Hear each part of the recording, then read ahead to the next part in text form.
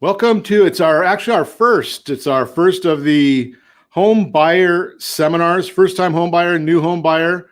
Glad you're with us. We've got a ton of information to share with you tonight.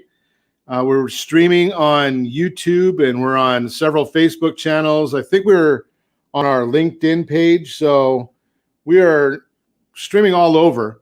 If you got questions, go ahead and put them in the chat box. There are several areas. Put your name in there so I know who you are and I can read them. Josh is in the background helping me with that as well. But let's get started. There's a lot of information to cover. We're going to get right to it. Obviously, who I am is Ron Siegel. Do a daily radio show. Actually, we're on 6 days a week now. ABC carries us Monday through Friday. Go Country carries us on Sunday mornings. And you can find us ronsiegelradio.com. And obviously, if you are registered for this, you'll see us on or you can register for our future seminars here, ronsiegelSeminar.com, ronsiegelSeminar.com, or you can text Ron Siegel Seminar or RSR Seminar to 79564. So here is our agenda for the day, is what we're going to plan on doing tonight. Chat about benefits of home ownership. There is only one way to get wealthy, or the predominant way of getting wealthy in America, unless you're born with a silver spoon, win the lottery, is to home ownership. So we're going to talk about that. We're going to talk about the current housing market. We're going to talk about some very, very costly mistakes that you have the opportunity of making, and we'll hope that you don't make them. If you stick with us, we're going to give you enough information so that you don't make those costly mistakes. I'm going to get you ready to buy a house. I've said this many, many times.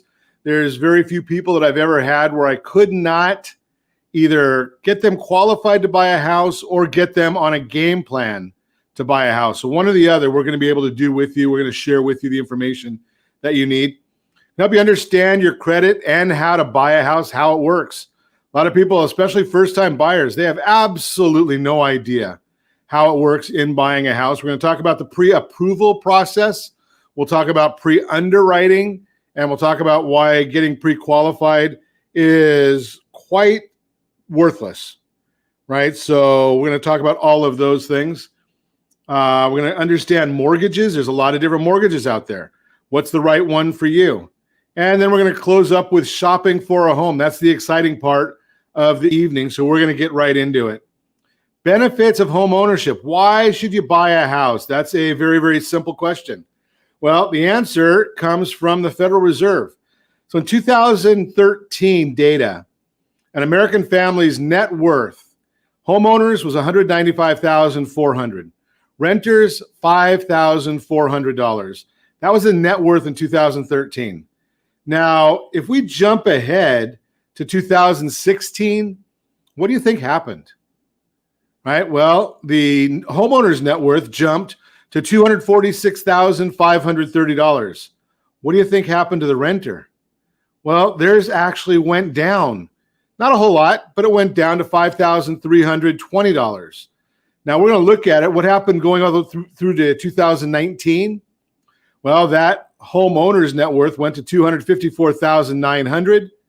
The renter, $6,270. That's all Federal Reserve data. That's from 2019. So obviously, it gives you a good benefit, financial reason why you want to own a home. The investment opportunity that builds long-term wealth. So the idea here is this isn't like going out and buying Bitcoin. This isn't like going and putting money on the black on a roulette wheel or something along those lines. We're talking about the strategy for long-term wealth. And it doesn't have to be forever, but the idea here is we're talking about an opportunity that we're going to talk, our goal here tonight is we're actually going to talk about, if you do what I tell you, over 30 years, you'll be a millionaire. You could even be a multi-millionaire over that period of time. It's going to provide protection against rent increases. Rents go up every single year in most areas. In fact, if you talk to many, many property managers, they would much rather get you pushed out of the property you're living in. If you're renting, they want to push you out because it's actually easier for them to get a rent increase or a larger rent increase if you leave. So they've got a financial incentive to get you to move out. Just a thought there for you. appreciation in your investment. So the property value is going to go up. That's a big issue right there. So you're going to always, or not always, but for the most part, property values, especially in Southern California, they go up every single year. Now, that, if they're happy if they get a 1 or 2% appreciation. That's actually not the case in California. I think the last number I looked at in Orange County, 5.32% appreciation if you average it over the last 61 years. Now, does that mean that it's going to happen next year? No. But when we look at it long term, that's why I say this is a long-term investment. It's not something that's going to happen. And because your property is appreciating. And it's the only investment that I know of that does not take anything out of your household budget. Right? So if you are renting, you have to have a place to live. So if you're renting for $3,000 a month, or you go and you buy your own home for $3,000 a month, well, either way, you're paying $3,000 a month. But on one hand, you've got an investment that's appreciating. On the other hand, you've got nothing. At the end of 5 years or whatever, you've got absolutely nothing to show for it. And I'm going to show you some stats that might make you ill. So we're going to get into that. You control your property. Think about this. If you rent a property, I'll tell you for my own example, right? So my oldest son is a Green Bay Packers fan. He decided when he was young, probably 10, 11 years old, he wanted to paint, with his mother and my permission, that he wanted to paint his bedroom Green Bay Packers green and yellow. Now, what do you think would have happened in a rental property? Landlord might not have been too happy. You go to move out, you're probably not going to get your deposit back. We own the property, so it's not a big deal. He painted it those colors. We could change it anytime we wanted. And obviously, I don't give tax advice, although I do know some of the questions that you're going to want to ask. But owning your own property does have some tax benefits associated with it. And we'll talk about that. And owning rental properties has tax benefits associated with those as well. So there's just a few of the reasons there. But why should you buy a home? Well, let's think about this. Your equity and wealth appreciation on your property, again, 3, 5, 6%, something like that every year. So talk about a $500,000 home in Orange County or Riverside, San Bernardino, wherever you might be, that you're looking at 5%. I'm just going to use 5% because it's easy. So let's say a $500,000 home, that's appreciating at $25,000 a year compounded. So that's a big reason. If you talk about, say, $75,000 combined household income, and that's not abnormal, $75,000, husband, wife, both partners working together, $75,000 in income. Well, you put another $25,000 from the appreciation of a property. Well, that's almost like having a third person working. So you're getting that appreciation and you don't have to do anything extra to get it. So what is equity? Equity is the money that is trapped in your home. It's a non-liquid asset. Basically, equity is the difference between what you owe the bank, that's me, and what your home is worth. So as your home goes up and your mortgage goes down, your equity is growing all the time. That's the idea. So I'm going to use a lot of small numbers throughout the presentation tonight. I like to use small numbers because they're understandable by everybody. When you use a small number, then you can just say, okay, that number works for me, or I can double it or triple it or quadruple it. And it's pretty easy math, right? So if you got a home that's valued at $200,000, you got a mortgage balance of $150,000, your equity there is $50,000. Pretty simple math, and it works on every scale. The other thing when you own your own home is your housing costs. That $3,000 I just threw out there a little bit ago, that housing cost stays stable. If you've got a 30-year fixed rate loan, that loan's not going up. Now, there's a lot of people that we work with right now that their housing cost is actually decreasing because interest rates are so strong right now, so favorable right now. We're actually going to all of these people and we're showing them, which is what we do as part of our team process. We're actually saying, hey, this is what the market is at right now. It might be to your advantage to restructure your home loan. Do you think that's happening on rent? I don't think so. You control your property. You receive the rights of ownership. So as the owner, you get to do what you want with the property. Now, if you live in an area that's got some CC&Rs, we'll talk about that later. There might be some property restrictions, some household restrictions, or community restrictions. You can't paint your house lime green in a association. But for the most part, you control your property. You get the rights of ownership the day that you close escrow.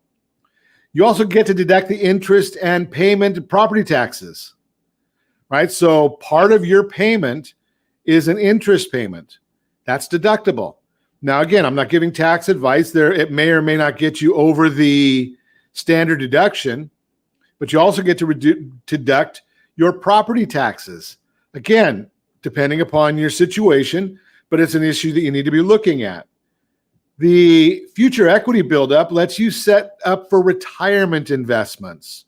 So we're going to talk a lot about that as far as where do you need to be putting your money? Where are you going to get the best value for your money? How do you build wealth in real estate? That's the big issue. Well, the big answer to that question is appreciation. You buy a house for $100,000, and again, you assume an annual appreciation rate of 5%. Well, after the first year, that house is worth $105,000. After the second year, you're worth $110,250. After 4 years, you're at $115,762. After 5 years, you're at $127,628. And after 10 years, you're at $162,889 just because you wanted to have a roof over your head. Not bad. But we take it a step further. We're looking at an asset that is appreciating. There are assets that depreciate: cars, shoes, clothes, food, consumer goods. You buy those things and try to go and sell them. You go buy a car. The minute you drive off the lot, that car is dropped in value. And you need the car to get to work. You need the car to get around in most instances. But it's a depreciating asset. We're not talking about depreciating assets. Then you've got liquid assets. We're just discussing here understanding how to build wealth. Liquid assets, checking account, savings account, money market. Those are liquid assets. That's what you're going to have for your emergency fund. We'll talk about the emergency fund here in just a little bit. Semi-liquid assets, stocks, bonds, CDs, treasuries. Those are all items that are fairly liquid, but you still have to sell them. You have stocks. The settlement date is usually 3 days after your trade. Then you have to wait to get the money from the broker. So they're what we call semi-liquid assets. And then you get illiquid assets, real estate, retirement accounts, right? You're not going to be able to sell your house tomorrow, get the money tomorrow, right? It's going to take you a little bit of time to sell the house. It's going to take a little bit of time to get it to close escrow, to get the financing in place from the buyers. And retirement accounts, well, those take a little bit of time to get those as well. And if you're not of retirement age, you have to pay taxes and a penalty on those. And yes, I know that right now there are some benefits because of COVID that are a little different. But again, the retirement accounts are illiquid assets. But what do rich people think about? See, if you want to become rich, if you want to become wealthy, you have to do what wealthy people do. They don't go out there and go and buy frivolous things, right? They're not buying a lot of depreciating assets. And once they've made their money, then they can do whatever they want because they've made their money. But poor people, they're out there buying that extra boat. They're buying those extra Sea-Doos. They're going on extra vacations all the time. Right now, they're going on to Cabo every other weekend or something along those lines. That doesn't build wealth. Middle-class people, consumers that buy appreciating assets and want to have zero debt, right? So that's the idea there. Get out of debt and buy assets that appreciate. You're buying dividend-yielding stocks, long-term stocks. Stocks are going to be around well after you're gone. They're going to buy real estate. Rich people, they're the ones that are buying appreciating assets and more. They use other people's money to make money. That's a key thing. They're going to go out there and borrow money. If you go out there and borrow money today, and I don't know what your rate is going to be, we'll talk about that in a minute, But if you're borrowing at, say, 3% interest and you can get 5% interest, that's a big return on your money. And if it's tax advantaged, that's even better. You're writing things off today. Buy real estate. That real estate's growing in a tax deferred environment, kind of like your 401k and IRA. You're getting revenue coming in. You're paying the mortgage with somebody else's money, and you've borrowed money to do it, so you didn't have to take your own money out there. So that's a big key issue to it. And I hear a lot of people say to me, well, Ron, should I make an extra payment? Well, that's a good question, and we're going to talk in depth about that. Should I pay extra on my mortgage? A lot of people, I get this all the time. Should I get a 15-year mortgage? Should I get a 20-year mortgage? Should I pay extra money toward my mortgage? Depends on what your unique goals and objectives are. Everybody's got different goals, so we're always looking at that portion of it. So should you make extra principal payments or sign up for the biweekly mortgage payments? Well, let's think about that in a long-term philosophy in a way. So you're accelerating how fast you trap money into your home. Think about that. Try and get the money out of your home once you've made that extra mortgage payment. It may not be exactly the idea, but maybe it is right for you down the road. Let's think about what you might want to be doing first. There are some programs, some plans, and that's what we're talking about here is a plan, a long-term plan for your wealth. So first thing, do you have a retirement fund? Some people say 3 months. I like to have 6 months of an emergency, not a retirement fund, but an emergency fund. I like a 6-month emergency fund. What is a 6-month emergency fund? Well, that is a liquid asset. Remember, we talked about liquid assets, cash, money market accounts, savings accounts. So I like to have 6 months of all of your expenses, housing payments, taxes, insurance, car payments, food, shelter, entertainment, everything you need, 6 months. So that if you lost your job tomorrow, or we went on another shutdown like we did last year, you're not stressed out. You're not worried. We want to then make sure that you're contributing the maximum match to your 401k, right? If your employer is going to give you free money, well, take it. Why wouldn't you? Then we'll look and say, okay, well, are you putting money into your Roth IRA and funding that to the max each year? I like the Roth IRA. Nobody's going to tell you this, but you can actually use a Roth IRA to lower your hazard insurance premiums and your auto insurance premiums. How do you do that, Ron? Well, put money in there and continue putting savings into your Roth IRA, whatever you're allowed to do, and increase the deductible. Then if you have a claim, you use that money. So while you're increasing the deductible, your premium is dropping. Make sure you've got the proper amount of life insurance, both term insurance and permanent insurance. That's a different number for everybody. Really depends on what your responsibilities are. Are you married? Do you have kids? Are you the breadwinner? Are you not the breadwinner? So you got to have a good life insurance person that's not just looking to sell you, right? And wealthy people, they've got a staff of people that give them good guidance. And we'll talk about that in a little bit as well. Are you putting savings away? 20% of your paycheck. Is that going into your savings account? Are you figuring out those type of issues? And we want to make sure that the equity in your real estate, and this is something that you don't hear very many places, I don't want to see you have more than 25% equity in any piece of real estate. Because once you get more than that, it's dead equity. It's not working for you. We want you to be able to take that equity out and make it work for you, go into something else.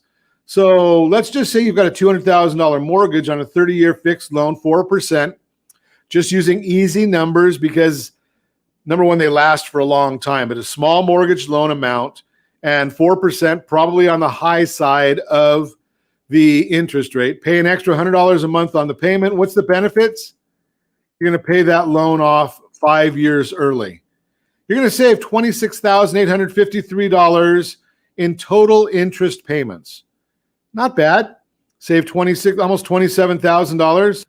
Now, what happens if you invest that money instead?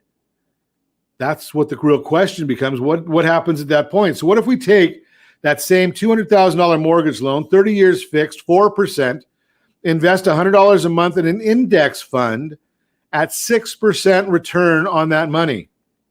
Do you think it's more or less than that $27,000 you saved that I just mentioned?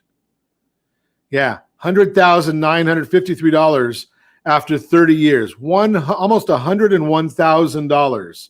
So you tell me which way you're better off.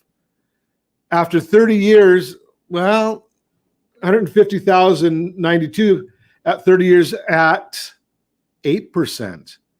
So at 6%, you're at $100,000, almost $101,000. At 8%, you're looking at $150,000. And there are certain life insurance policies that will actually give you a quote unquote guaranteed. Nothing's guaranteed, but over the last 30 years, they've had an 8% rate of return on those policies. Now, think about this. What about renting? What does renting cost? Now, don't get too sick here. So we're going to give you some assumptions. $1,500 a month rent. That's obviously on the low side here in Southern California. We're talking about a 5% annual rent increase. 5 years, $100,000. You've just spent $100,000 after 5 years. What do you have to show for it? And if you did any improvements, that money's all gone.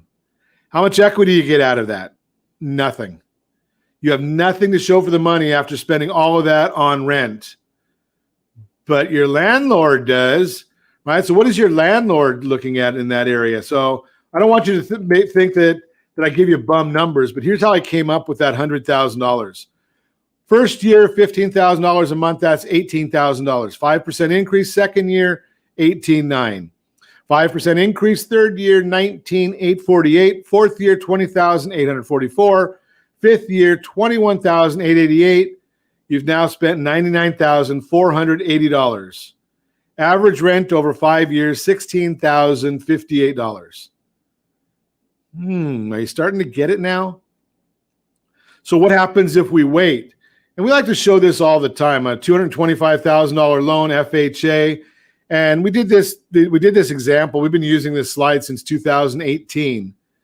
But if you wait 6 months, you're going to have an extra cost of about $4,166. If you wait a year, it's going to cost you $8,400. Why? Because we're looking at the lost amortization. We're looking at the appreciation that you lose over time. Now, when we wait that time, interest goes up. The price of the property, it's appreciating, so that's going up. Wait 2 years, now it's going to cost you $18,835. And if you wait 3 years, that cost of waiting is $31,533. It's a lot of money just because you didn't take action right away. So what about the current housing market? I hear people saying, are we going into another bubble? I don't think so. Why? Supply and demand. There's a lot of people out there that are turning 32, 33 years old, want to get their first house. There's a lot of people out there that are living longer, so they're not selling their houses. The average time people stay in their house used to be in the 80s and 90s. People would move houses every 6 years. Now they're staying in their houses 9 or 10 years. So that means that the supply of property for sale is not going anywhere. Right, so we've got people getting older. We've got people coming into the housing market, and we're not building that many more houses.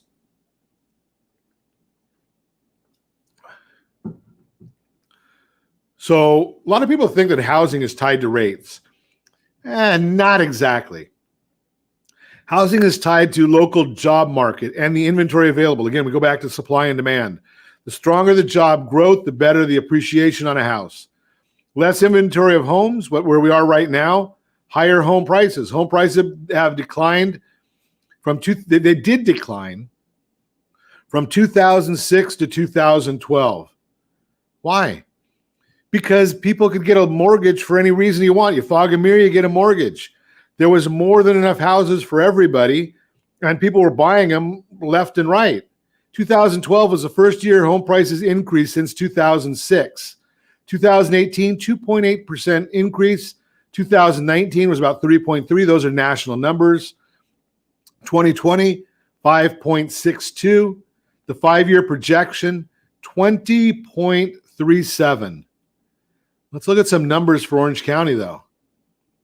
So 5-year appreciation for Orange County, California, 4.23%. 10 years, 4.67. 61 years, I mentioned this earlier, 5.32% appreciation, Orange County, California. 1-year appreciation forecast, 9.1. Will that happen? I don't know. But that's what a lot of the smart money is saying, is 9.1% in Orange County. So when is the perfect time to buy? Well, historically, interest rates average about 8.25% over the last 30 years. Do you think now is a better time? Own a home for what you're paying in rent? Well, do you want to pay someone else's mortgage or yours? Tax savings for as long as you own the home, or at least until any tax laws change. We never know that. So is it a good time to buy? I think it's a great time to buy. I'm going to tell you that I think that it's almost always a good time to buy.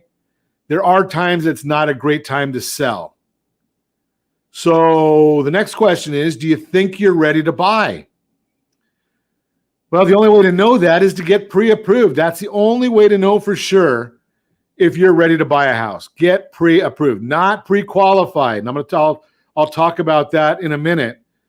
But I'm just going to say, get started right now. ronismylender.com. You can go to that site, ronismylender.com, download a free mobile app, and on there is the loan application as well.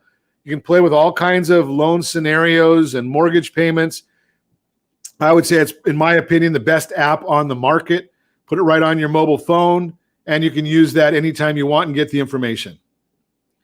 The other thing is, when you get pre-approved, you don't waste time looking at or falling in love with properties that are out of your price range. You go and start shopping for $600,000 houses, and you can only afford a $300,000 house or $400,000 house. You're going to be very, very disappointed.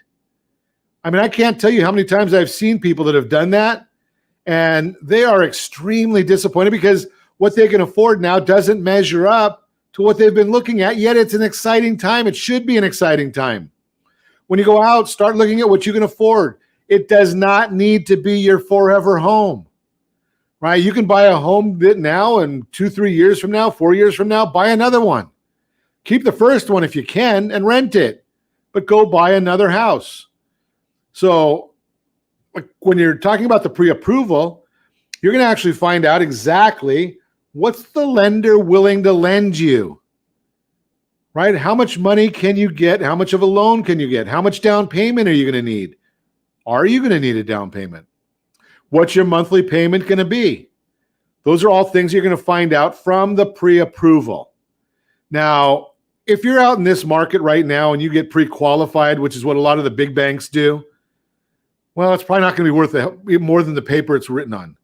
And in fact, I'm going to mention to you that you're probably, for the most part, when there's a lot of offers on the table, the realtors in your area are going to want you to be dealing with a local lender. They're not going to want to go with a big bank, and they're certainly not going to want to go with one of the online lenders that they can't ever talk to, because they're going to get 4, 5, 6, 7 offers. The average property right now is getting 5 offers.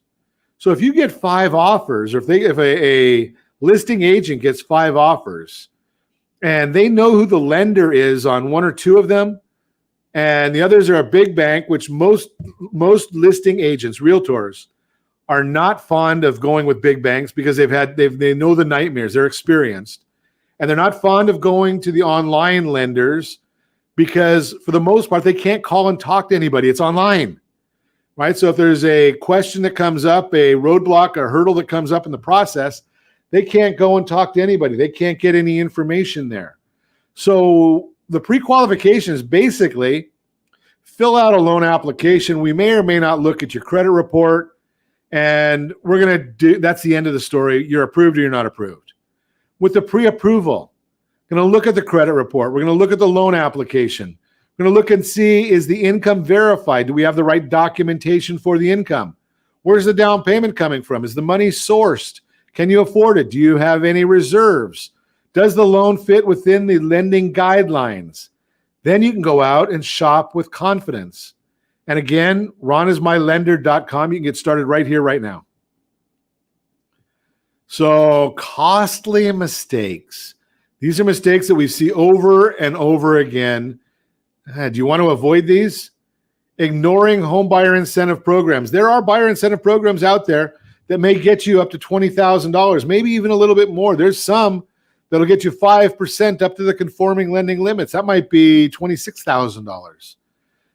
There are mortgage credit certificates. That could be $20,000 if you qualify for it. Not getting a pre-approval for shopping. Think about this one. Maybe you go and you give notice at where you're living now, and you go and buy a house. You're all excited, and you're homeless, right? Think about that. Maybe you went and paid for the appraisal, paid for the home inspection, paid for all these other items in there, and you find out that you're not approved, you're not getting the house. Do you think the appraiser is sending your money back? I don't think so. So again, use that local lender, because we've got relationships with the realtors, so we have an idea. And that's whether you use me or not, use our team or not. The other one is do not skip the home inspection, right? I don't know, $500, $600, $700. I'm not a home inspector, but find out what you're buying. You don't get, once you sign those escrow papers, once the title is changed, you don't have an option. You're in it. That's the end of the story. It's $500. But not doing it could cost you $100,000. I've seen houses where they've had a slab leak. I've seen houses where they didn't even own the property that they were on, just because it didn't show up until title was done. So make sure you're looking at all these things. Getting ready to buy. Are you ready to buy a home? That's a big question in and of itself. Are you ready to buy a house? Do you have steady income? Do you pay your bills, including your rent, on time? Do you have low to minimum debt? If you've got a ton of debt and you're not making a huge amount of money, well, maybe you're not ready to buy a house. Maybe we need to have to get on a game plan to figure that out. Do you have money for closing costs? You're not buying a house if you have no money at all. Now, you may not need a lot of money. You have to have a little bit of money. Closing costs, down payment. In order just to write the offer, you're going to need an earnest money deposit. So you're going to need a check or wire that money over to the escrow company. Do you have some reserves? You like to have at least 2 months of principal, interest, taxes, and insurance, plus an HOA if there is one. So make sure they're there. Do you have the ability to make mortgage payments? I'm going to share right now that as a bank, we don't lend money to people who want money. We don't lend money to people who need money. We lend money to people who want money, right? So if you have all of these things in place, then you're a candidate to borrow money. If you say, Ron, I don't have a job and I don't pay my bills on time and I've got a boatload of debt and I'm on the verge of bankruptcy, you know something? You're not the person that we're going to be lending money to. Can I put you on a game plan to buy a house? Yes. Will it take a year, 2 years, 3 years? I don't know that answer until we get into it and see exactly what it is to get you ready to buy a house. So what are the first steps to doing this? Absolutely. First step, number one, make a budget. Do you have a household budget? Do you know what your expenses are every single month? If you like to go to Vegas a lot, make sure that's in the budget before you go and buy the house, because unless you're willing to change, maybe that in order to become wealthy, you want to do what wealthy people do instead of doing what poor people do. Just your choice. Get a credit check. Credit Karma, Credit Sesame is not a credit check. Those are companies that want you to sign up with them so that they can sell your information to other people for free, right? They sell it to them for money. They tell you that they're going to tell you a score. It's a credit score. It's a FACO score. It is not an accurate score. I just looked at a credit report, a FICO score, not more than 2 hours ago. And the person I was talking to said, well, my score has gone down quite a bit. And I said, well, based on what I'm seeing, doing a soft inquiry, well, your score has only gone down about 5 points from the last time we did a loan. Well, that's not what Credit Karma said. Well, Credit Karma doesn't say accurate information. They're giving you a Vantage score. They're not giving you a FICO score. You got to pay for that one to get it. Do you have the emergency fund? Do you have the money set aside so that if you get laid off or you're playing softball and get hit in the head or step off a curb and can't work? Well, do you have an emergency fund? Is that already ready? We already talked about that. Do you have a financial plan in place? So let's talk about a retirement calculator as well. See about that one. Think about this, and this is how you get wealthy. If you're 30 years old and you have a 401k with zero money and you have a salary of $30,000 a year, 2.5% salary increase a year, 10% savings for retirement contribution, you're getting $92.31 per month being put away. Now think about that concept, because it's not going to actually cost you all that. It's going to cost you less than that because it's pre-tax, $2,400 a year. If you get a 10% return at age 67, you're a millionaire. That's what it takes. That's just on one leg of the financial plan. So now let's look at it and see, okay, what does it take to buy a house? How much money do I need to buy a house? So again, I'm using small numbers. We can go 2 times, 3 times, 4 times, whatever you want. Purchase price, $200,000. FHA requires 3.5% as a down payment. That's the minimum down payment for FHA. And you may not like me when I tell you this. You might say, oh, Ron, I can't do any of this stuff. Don't get too excited. You might get scared for a minute, but I'm going to show you alternatives after that.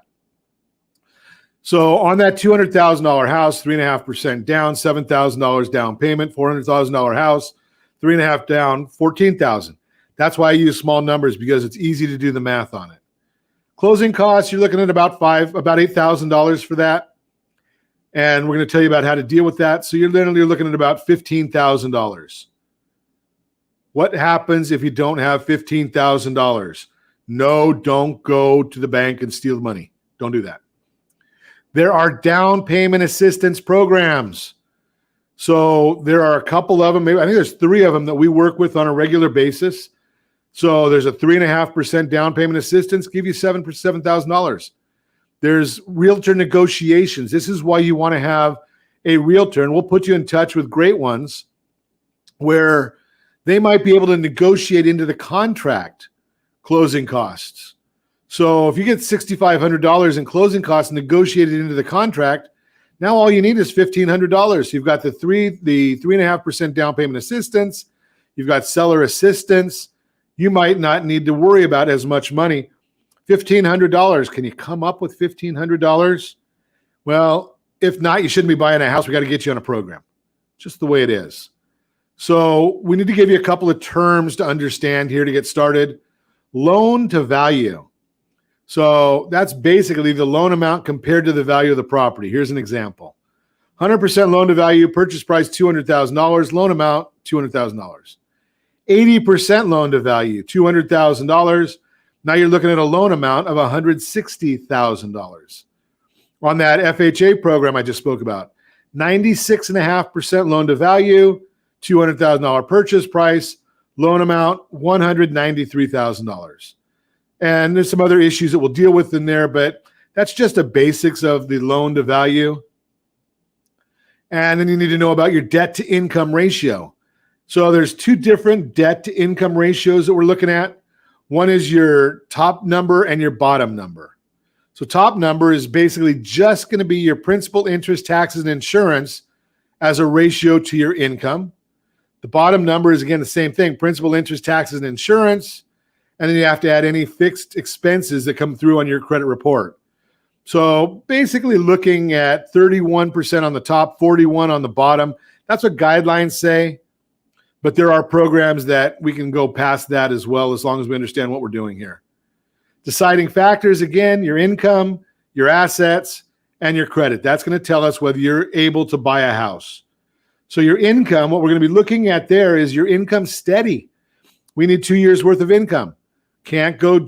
Now, there are some programs that'll allow us to go less than that, especially FHA. And if you're a recent graduate, just got a job in your field of work, yeah, you can do that. So that is an option in there. But steady employment, that's one of them. Self-employed for 2-year history. So we're going to be looking at 2 years worth of tax returns if you're self-employed. There are certain programs that do require tax returns. Some programs don't require tax returns. So once we start figuring out which is the program we're going to put you on, which is the right program for you. Then we decide exactly what documents are that you need. W-2 wage earner, we just need the W-2 for the employee. If there's overtime and bonuses, or a second job, any one of those, need 2-year history. If you've only been getting overtime for the last 2 months, sorry, we can't use that. That doesn't count in there. Got to verify 2 full years of employment. If you haven't been working for 2 years, there might be a situation where we need to go with something different, or we might have to write some letters of explanation to understand what's involved there. Again, like I said, there's exceptions for schooling and seasonal jobs, union jobs, few others like that. On the asset side, cash does not count as assets. If you've been stockpiling money under your blanket, under your bed, yeah, that's not going to work. We're going to have to talk about that, figure out how to deal with it. So money in the bank, right? So it's got to be seasoned. We got to know where it came from. Real estate, until the federal government started making these changes, real estate was an easy way to launder money. So the government doesn't like that. So they've put a lot of rules in there that we have to tell them where every bit of the money is coming from. If you got money in a savings account, checking account, CDs, money market, that's all good. Money in retirement accounts, that's good. 401k, 403b, TSB, IRA, all of those places, those are assets that we can use, that we can document. You can usually borrow money from those items to buy a house, right? So your 401k generally has a stipulation in there, a guideline in there that says, here's what the rules are for borrowing money from that. Again, there are some COVID opportunities as well. So think about some of those things, but that's going to go away pretty soon. Life insurance policies, some of them have a cash value, so we can use that.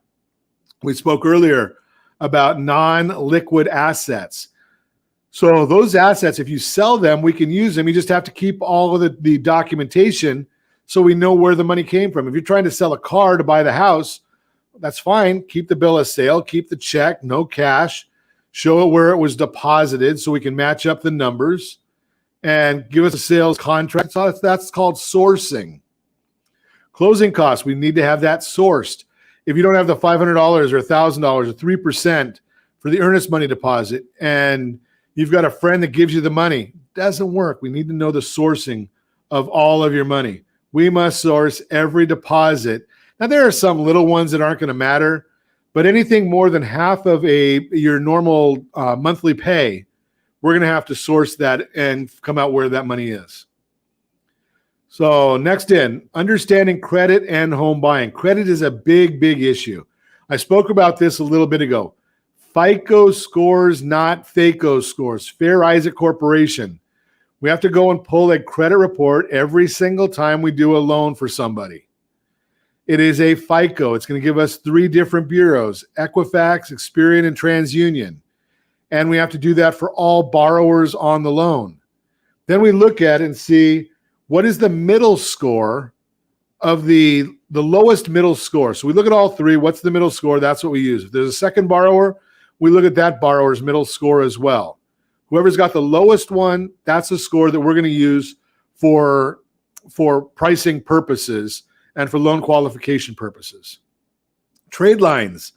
You've got to have some trade lines on there. If you have nothing on your report, more often than not, you're going to have a score that's too low to get you a loan, right? So if you've got a credit card, you've got auto loans, trade lines are there. Keep them open. We're going to get into that a little more in depth.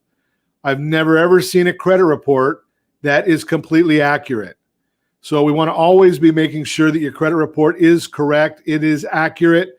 I use a service called myfico.com, and that's how I monitor my credit report on a regular basis. If there's errors on there, can your credit report be rescored? Yes. So there are some opportunities for that to happen as well. Your credit report, one of the first things a lender does when you apply for a mortgage loan is order a copy of your credit report. Your credit report shows your debts and payments history with creditors who have loaned you money. Mortgage credit report is different than any other credit report. So if you have a auto credit report, that's going to have different scoring than a mortgage credit report. Credit card credit report, that's going to have different scoring than a mortgage credit report. Every one of them is unique. And there's the 3 bureaus, there's their numbers, And if you ever want to get a credit report, you can get them for free. Right now, I think you can get it every week. Usually you can get a free one once a year, but because of COVID, they're doing that a little bit differently.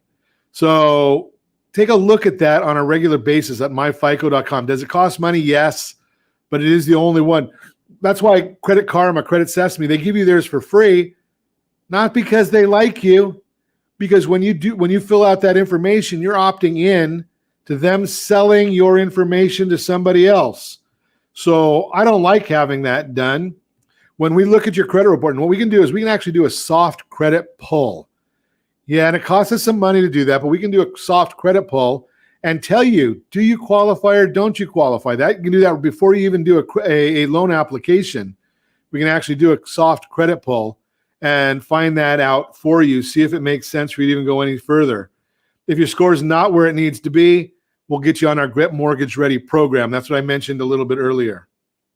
Now, when you go and get a credit report, actually, before I get into that, one of the things I should tell you, one of the big issues that people look at all the time, and they talk to me all the time, well, Ron, I don't want you to pull my credit because it's going to kill my credit score. No. Pulling credit actually accounts, it's one of the smallest numbers as far as affecting your credit score. It only affects 10% of your score, and that's if you pull a credit a lot. So people worry about having it pulled. Again, also, if you have your credit pulled in the same industry. So if you have 3 or 4 mortgage companies pull your credit in a 30-day period, it's called buffering. And the credit bureaus don't really care about that. They look at it as being prudent. So you don't have to worry about it. So one of the things I'm going to tell you to do is go to optoutprescreen.com. Don't let the credit bureaus sell your information. Now, if you like getting all of those unsolicited emails or credit cards and have to worry about shredding that and having your identity stolen and people looking at what you're doing, well, just stay the way you are. Don't do this. But if you don't want to get all that information, you don't like getting, if you're tired of getting that auto warranty, where do you think that auto warranty company is getting your information? Well, there's a lot of areas, but sometimes they just buy it from the credit bureaus. So you can go to optoutprescreen.com, optoutprescreen.com, and opt out of them selling your information. Now, you got to do it every 5 years online or by mail. You can do it for a lifetime. But as part of the laws, the credit bureau's got the rights to sell your information by default. And otherwise, you have to opt out if you want to go the other way. So again, they can sell it to get you anytime you have your credit checked. Mortgage, car. Do you ever wonder why you go into a car agency to look to buying a car? You fill out a application, a loan application, and then all of a sudden you start getting all kinds of solicitations for auto loans? Well, it's because the bureau sold your information. Same thing happens on home loans. Now, no different than if you go into a company along the lines of a lending tree. Lending tree doesn't lend money. What their business model is you put your money in there. And they even tell you in their ads, right? You're going to get 3 different banks are going to call you with an offer. Why?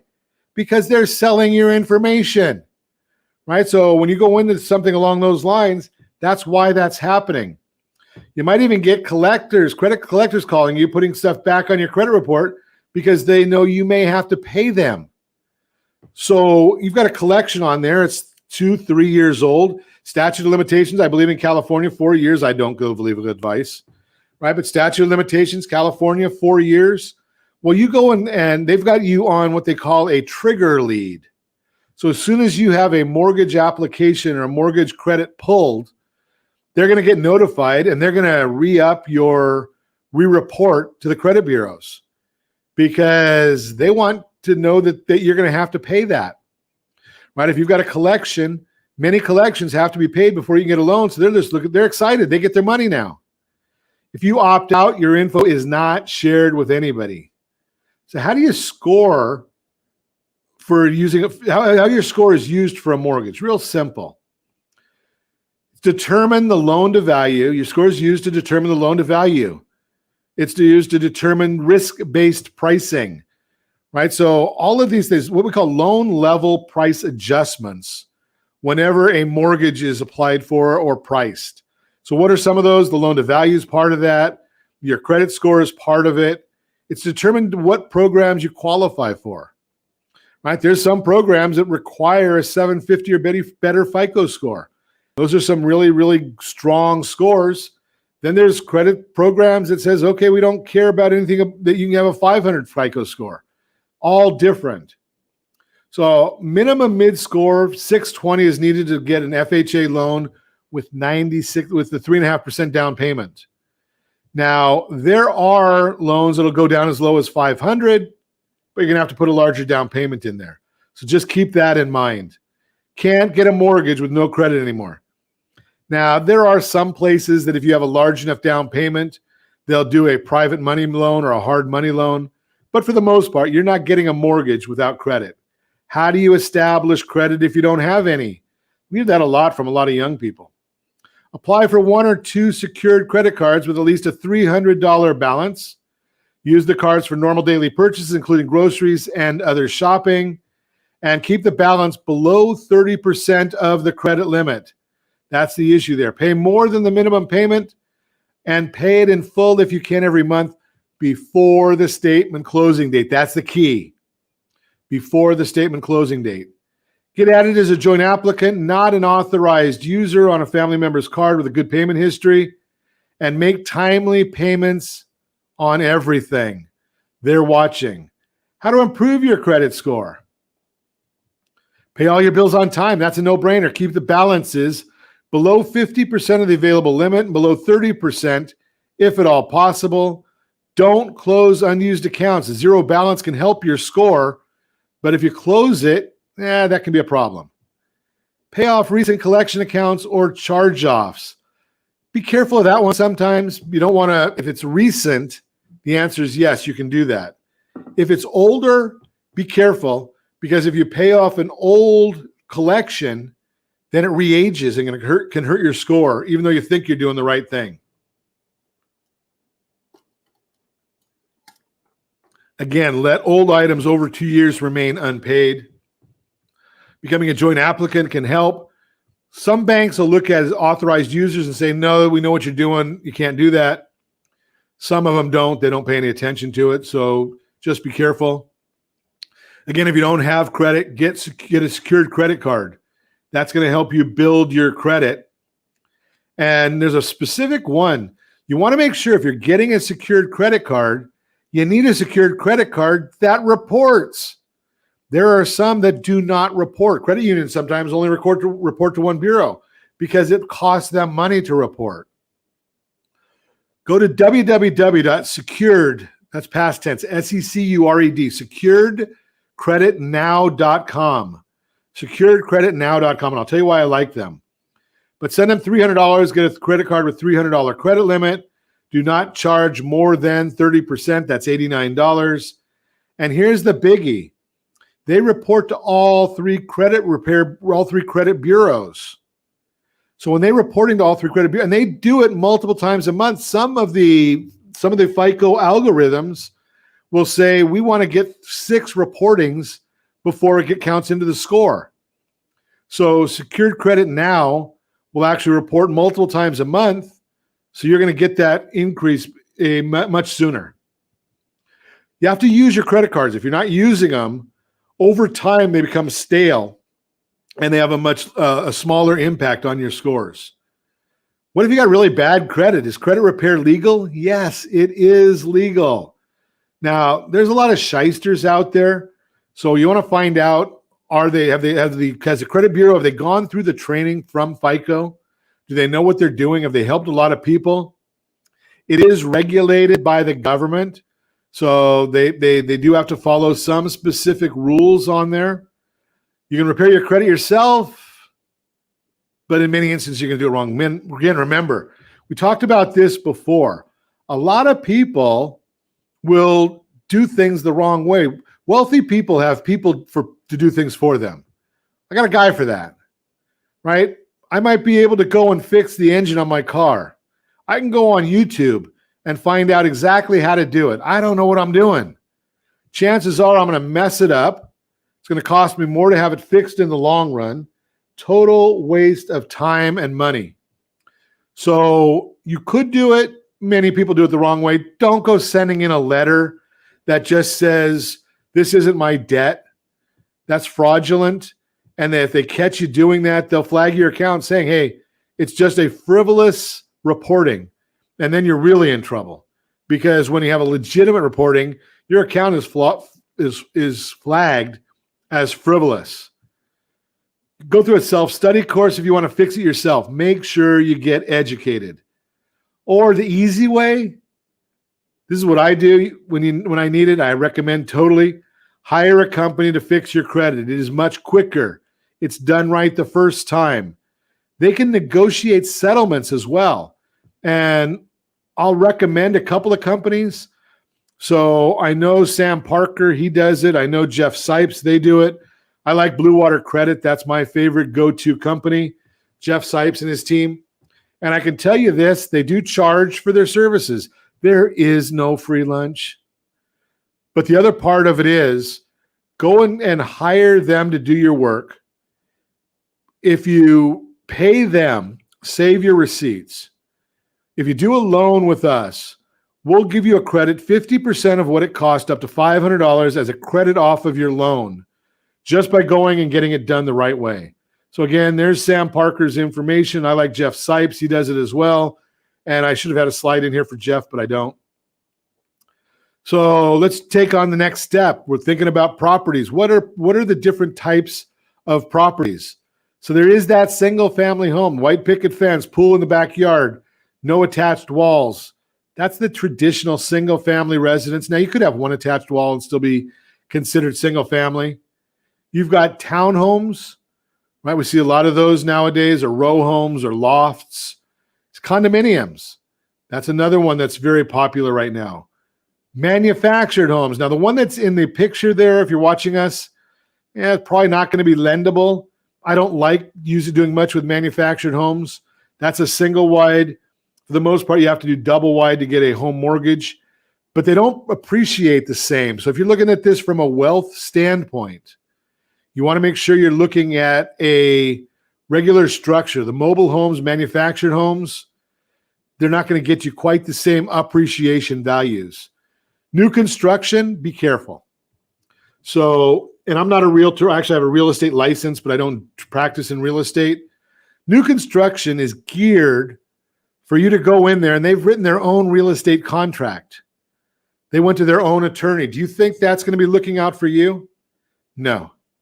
So if you're going to go look at new construction, don't give them your name, don't give them your address, don't give them your email address, don't give them your phone number, make something up, whatever, but go back with a real estate professional that works for you, not somebody that's working for somebody else. And I'll mention this because we'll get into it a little more later, but have your own real estate agent. I will wait for later. I'll tell you why. Don't ever use the listing agent. That's another issue.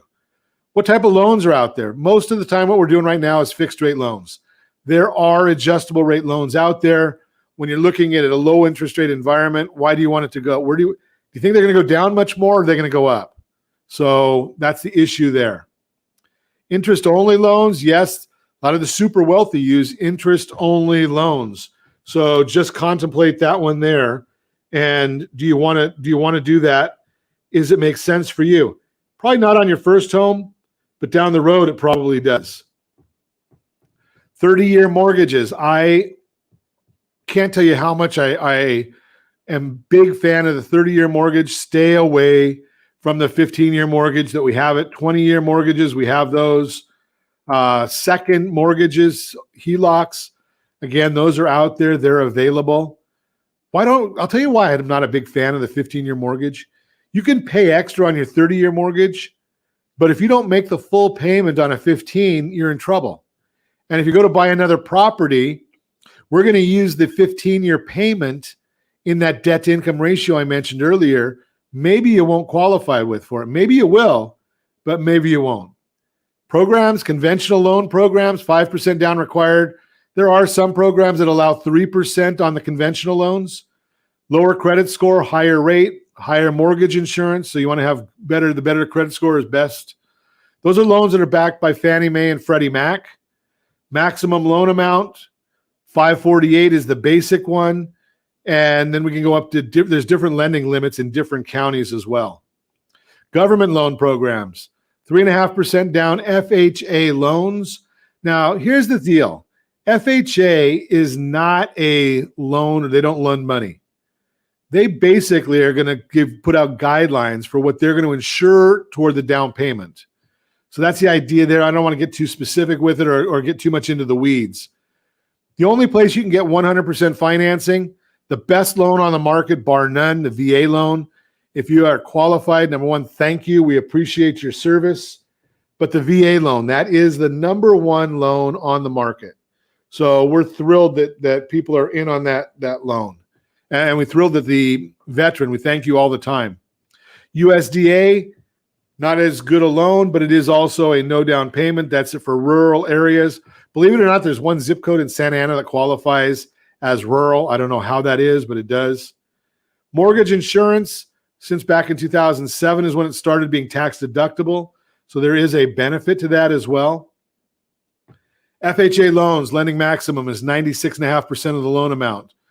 Again, they require that 31-43 debt ratios, can go higher with better scores and with assets. I've seen them go as high as like 55% on that back end ratio.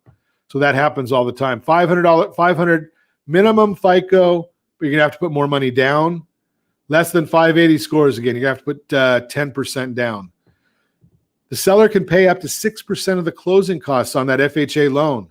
So that helps you out with the closing cost. There is upfront mortgage insurance. It can be financed into the loan.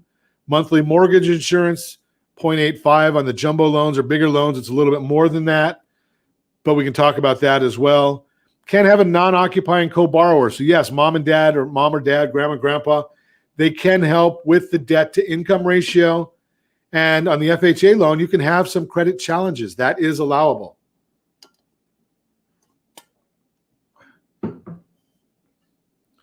There is an FHA rehab loan. That's a whole different type of a loan. What if you need money to fix up the property? There's a 203K loan that actually, as long as you have one wall and a foundation, you can get that loan. 620 minimum FICO score, get funds to repair, rehab, or upgrade the property. Loan is purchase price plus money needed for the rehab. So you can actually get the extra money that you need to fix that property up. Does not have to meet FHA guidelines at the time of purchase, but it will before the entire program is closed. That's great for bank-owned properties that need repairs. So that's a good one. The VA loans lends 100% of the price. No limit with the full entitlement, plus you can finance the funding fee. Requires 31-43 debt ratios, can go higher again with better scores and assets. 580 minimum FICO for the veterans. Seller can pay up to and all of the closing costs. There's no mortgage insurance on the VA loan. So the pricing is great, and there's no mortgage insurance on top of that. Again, pricing great on that particular loan. USDA loans, no loan limits, limited by income and the geographical location. Again, same 41-43, can go higher with better scores. Doesn't go above a 49% debt to income ratio. Minimum FICO score of 620. Can borrow up to 101% of the appraised value. Again, no mortgage insurance. Seller can pay all closing costs and prepaid items. And again, it's got some very competitive rates. RonIsMyLender.com. So for any of those that you want to do. Number 6, let's get on with the pre-approval process. After you complete the application, we're going to need to verify the information you provided and return a decision on your application. We're going to verify the income you'll use for loan qualification, confirm your down payment and closing expenses in your bank account, clarify any incorrect items on your credit report, verify any debts not listed on your credit report. We will find them.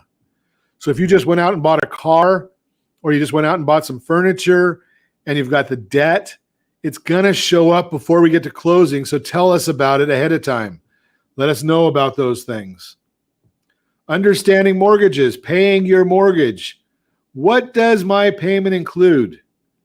Well, it depends, but in most instances, principal, interest, taxes, insurance, and the mortgage insurance. If there's a homeowners association, that could be separate. If you're buying a move-up home or putting more money down, maybe you're not including your taxes and insurance with that mortgage payment, but we're going to calculate it in there anyway. Principal, that's the amount of money you borrow based on the selling price of the home. So that's what's going into your amortization table. That's what's buying down the loan amount. Interest, that's what we're going to charge you. That's what the bank charges you. That's us. That's what we charge you to lend you money. Taxes are paid by homeowners to local government and are usually charged a percentage of the assessed value. Lenders, for the most part, are going to put 1.25% in as the tax amount, and then that'll be modified, generally down based on your county and your local costs. Insurance offers financial protection in the event of a loss. Again, don't go with the cut rate insurance, people. They're good when you don't have a claim, but when you have a claim or need something, better be careful. Homeowners insurance, hazard insurance, one and the same. Sometimes you'll hear them called different things, but they are exact same thing. The other insurance that can be involved is mortgage insurance, and the HOA, that's paid separately. So if you've got that homeowners association, that would be paid separately.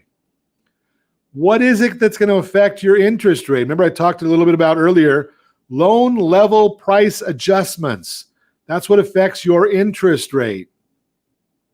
Your credit score, the loan to value, your payment history, size of the loan, combined loan to value. So if you've got a first and a second mortgage, that's your combined loan to value. How long we're locking the loan for. So if we're locking for 15 days, 30 days, 45, 60, how long we lock for, that's going to determine one of the determining factors of the interest rate. Is it rural versus urban? If you're going out there and buying a vineyard and you've got 25 acres, well, it's going to affect the interest rate a bit. It might even affect the loan program that we can use. Are you living in it? Is it your primary residence, your second home? Or is it an investment, non-owner occupied property? That affects the interest rates that you're paying. How much documentation are you providing? Are you doing a full doc loan? Or is it just going to be a bank statement loan? There's not too many prepayment penalties around anymore, so we don't have to worry about that. You do pay extra in many instances if you want to pay your taxes and insurance separately. That's called no escrow. So if you're paying them separate, you might have a higher interest rate. Pay them in with the mortgage, you may have a little bit lower interest. Your interest is affected by the amortization period. 15-year, 20-year, 25-year, 26-year, 30-year. Fixed versus adjustable, that will affect your interest rate as well. If you want to pay points, do you want to buy down the interest rate? Some people say never do it. I say it makes sense in certain instances. Might want to. What loan program are you on? That's going to affect your interest rate. All of those are part of it. So if you've been pre-approved, what do you need to know next? So what is the loan type? That's going to determine what kind of pre-approval you're going to get. FHA, VA, conventional. Is it purchase money? Estimated monthly payment, PITI and the MI. We've already talked about that. How much seller paid closing costs you get? How much money do you need? Down payment assistance programs. Do you have an action plan? What do you need to go shopping is the next thing. I like that. We're going to get to that eventually, right? So what do you need to go shopping? So you're going to need money for that earnest money deposit. You have to have some money to write a contract. Generally, it's right around 3%. You need money for the appraisal. You're going to need money for the home inspection. And you're going to need a pre-approval letter from me, from your lender. What else? Who else is going to be on your team? Again, I shared this with you. I've said it probably 2 or 3 times. Wealthy people pay people to do work for them. So who's on your team? Make sure you know who's on your team. Make sure you know their credentials, right? Do you want an online lender that doesn't know anything about lending? Right? So I went through the qualification period. I've done probably 3,000 radio shows talking about home and finance and debt and investments. I was an investment advisor for Merrill Lynch. I had my licenses there back in the late 90s, early 2000.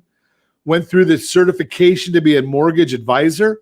Went through the certification to be a certified divorce lending professional. Who are you talking to? The realtor, that's your agent. Don't use the listing agent. Why? Well, here's the easiest way to think about that one. If by chance you got stopped and arrested with a DUI, no, I don't recommend it. Not a good idea. But let's just say you got a DUI. Would you use the district attorney to represent you? No, you want somebody representing your best interest. Same, you're buying a house. You're spending $200,000, $400,000, $600,000, $800,000. You want somebody representing you. You don't want the person that's representing the other side, do you? Does that make any sense? I have so many people do that. Now, in California, we have something called the Buyer's Choice Act, which came about in, I think, 2009. It says the buyer gets to determine who the escrow company is and who the title company is. Well, that's all well and good, but the contract in Southern California, for the most part, you're going to negotiate that away or else you're just not going to get the property. Plain and simple. So the seller is going to determine who the title company is, who the escrow company is. Now, we need to work with them as the lender. We're going to work with them more than anybody. So it makes sense that we would give you an idea of who to use. But we can put because we have to give you fees on the loan estimate. And we give you those fees. If it's not the right company, well, then they could be changed down the road. The appraiser, you do not get to select. Based on the mortgage meltdown that happened in 2008, we have to use an appraisal management company. They're going to tell us who the appraiser is going to be. Home inspector, you're going to choose who that is. In Orange County, I recommend Hammond Appraisers. I think it's Hammond Inspection. So John and Melissa, they do a great job for our clients. We've got another one out in Riverside that does a great job. Same with your insurance agent. Don't just go find the cheapest source. Again, that sounds great, getting cheap insurance. But if you have a claim, I bet you're not going to think it's so great. And if you're doing any of the down payment assistance, you're going to need to go through housing counseling. So we'll talk about that one if it's needed. Once you're approved or underwritten, then it's the fun time. That's when you get to go shopping for your home.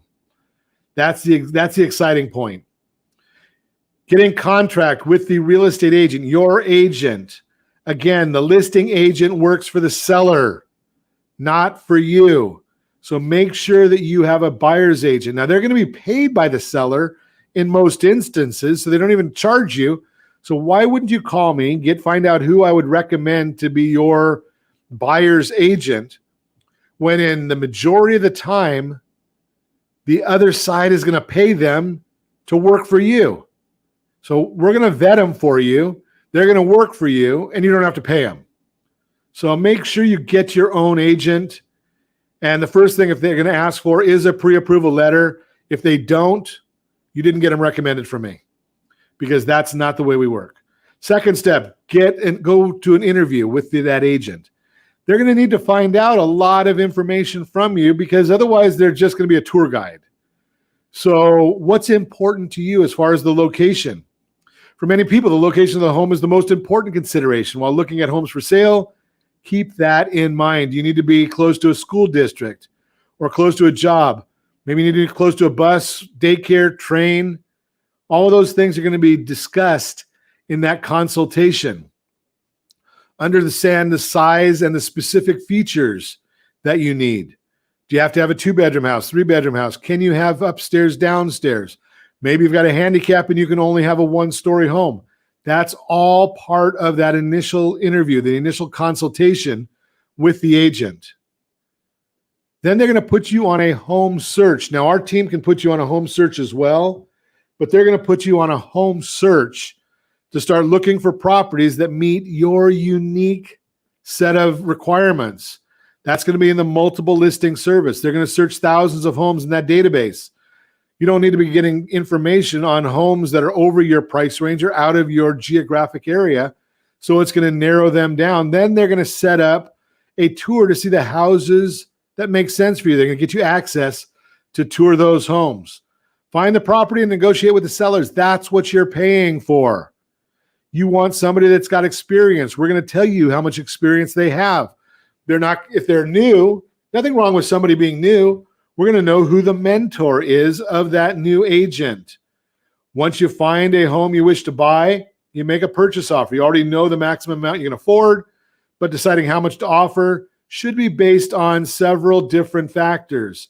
What are the average sales prices for a home in the area with similar features and characteristics? What condition is the home in and what repairs or improvements are needed? Are similar homes available at a more desirable price? How long has the home been on the market? Has the sales price already been reduced? Is there something wrong with the price? Is the seller considering other offers at this time? Are you too late to the party? Step 5 in the loan process now. Offers accepted, you're going to go to the loan process. Do not hesitate getting us the contract. I've had it where people get approved on Friday and say, well, we didn't send it to Ron because of a holiday. We didn't send it till Tuesday. Send it right away. There's somebody always monitoring our emails at Ron Siegel with our lending team. There's always somebody there. Sometimes it's me. Sometimes it's one of the team. Once your offer is accepted, your earnest money deposit is deposited with the escrow company or the listing agent broker. You move into the loan process, and let's see what's there. So you're going to sign the loan documents with the disclosures. That's not the final step. That's the first step. We're going to order the appraisal. Can't do that until after those initial disclosures are ordered or signed and get an intent to proceed. So if you don't get us the contract, we can't get the disclosures. We don't get the disclosures then ordered, and you sit on the disclosure and don't sign them for a few days and then want to know, well, why aren't we closing on time? Because we can't order the appraisal. We have to go through an appraisal management company. You want to do that at the same time you go and order the home inspection. Don't wait. We're going to look at the title insurance, title search. We're going to look at the closing schedule. Can it be done on time? The file is then going to go to our wonderful, amazing underwriter. We've got one of the best in the business. In fact, in my 25 years of lending, I've never had a better underwriter than Lori, who does them for us right now. So the loan's going to be sent to underwriting for approval. What is the approval? And that's the only person that can approve your loan. We can give you a pre-approval. We can get you a pre-underwrite. The underwriter is the only one that approves your loan. They're the only one that's going to give us the clear to close. They're verifying all the guidelines and all the documentation to make sure we've got everything in order. They're going to be the one that's going to tell us when the loan is clear to close. Then they're going to have a final walkthrough with your realtor. To make the settlement, sign the documents at the escrow company or have a notary come to you. And ownership is transferred at that time. Yes, indeed, you own the house at that point. And welcome to the neighborhood. You did it. You're there. So what are you going to do now? If you want to get started, real simple, give us a call, 800-306-19 to get started on the phone or online. Grab that loan, that app, the mortgage app, the home loan app, put it on your phone. There's a loan application in there, but get the app on your phone, because you go out looking at houses on Saturday. Now we're available, but you say, okay, I just found a $457,000 house and I want to put 5% down. The app's going to give you an idea of what your payment will be. Can you afford it? And you can actually even get a pre-approval letter right off the app once we've gone through the process. So ronismylender.com, ronismylender.com. If you have any questions at any time, give me a call. Hook up with us on any of the social media channels. As you can tell right now, Ron Siegel 1 on YouTube, we're there. Ron Siegel Radio on Facebook, we're there. Every morning, 9 o'clock Pacific time, we're doing a radio show. So if you go to any one of these social channels, you can see us doing our radio show. We record it live and then send it off to the various stations. We're on Go Country 105 Sunday morning, 7 to 8 a.m. So check us out there. You can get us questions. Anything we can do to help you at any time. Again, give us a call, 800-306-1990. And we certainly appreciate your time. I don't see any more questions in chat. So we're going to sign off. And again, give us a call anytime. Get started, 800-306-1990. We appreciate your time. Appreciate you being here. Have a good evening.